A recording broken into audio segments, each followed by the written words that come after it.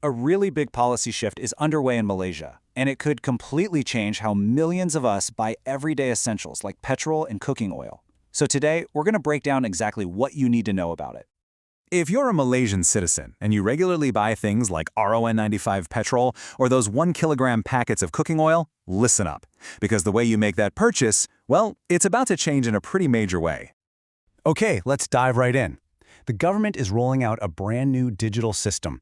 And at the heart of it all is your MyKad. That's right, your national ID card is about to be directly linked to these specific purchases.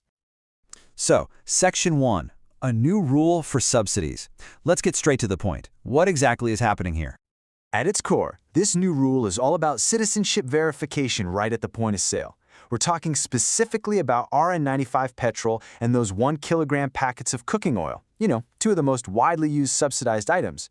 And this verification is designed to be instant, using either your MyKad or a quick QR code scan.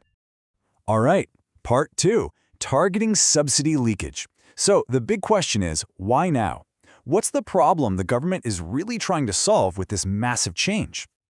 Well, a big part of the motivation is tackling problems just like this one, highlighted here by the Deputy Minister of Domestic Trade. The main issue is a belief that these subsidized goods, which are meant for Malaysians, are being bought up in huge quantities by non-citizens.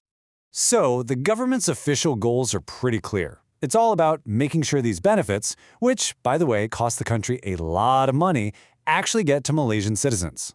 The plan is to plug those leaks to foreign nationals and build a much more precise, data-driven system. Okay, next up, how the system works. Let's get into the mechanics of it, how this technology is actually going to work in your daily life. It's all about connecting your identity to a central database and doing it in real time. There are two key acronyms you're going to want to know here, PADU and eCOSS. Think of PADU as this massive central database holding all the socioeconomic info to figure out who's eligible. Then you have eCOSS, which is the system that tracks the actual goods along the entire supply chain, all the way down to the final sale. And this lays out the simple 4-step process you'll go through at the checkout.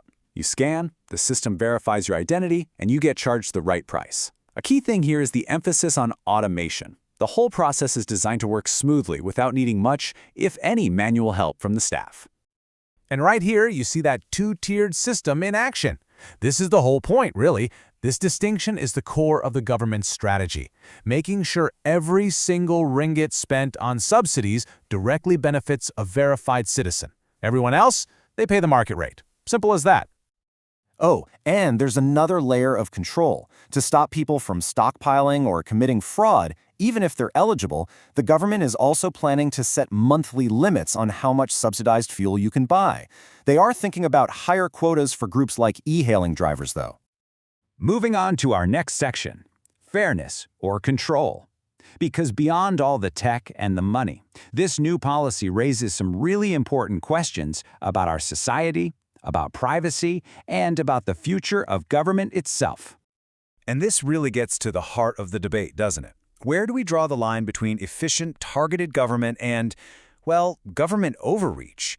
I mean, linking our purchases of basic goods to a central ID database could be an amazing tool for fairness, or is it just a step too far? You also have to think about the many non-citizens who are a huge part of the economy. We're talking long-term residents, foreign workers, international students. They all contribute to daily life, but under the system, they won't be eligible. So what does that say about social inclusiveness? And this brings us to the fundamental balancing act, right?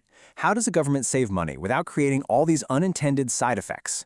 For instance, businesses that rely on foreign labor, think logistics or food services, might suddenly see their operating costs shoot up, and those costs could eventually get passed right on down to us, the consumers.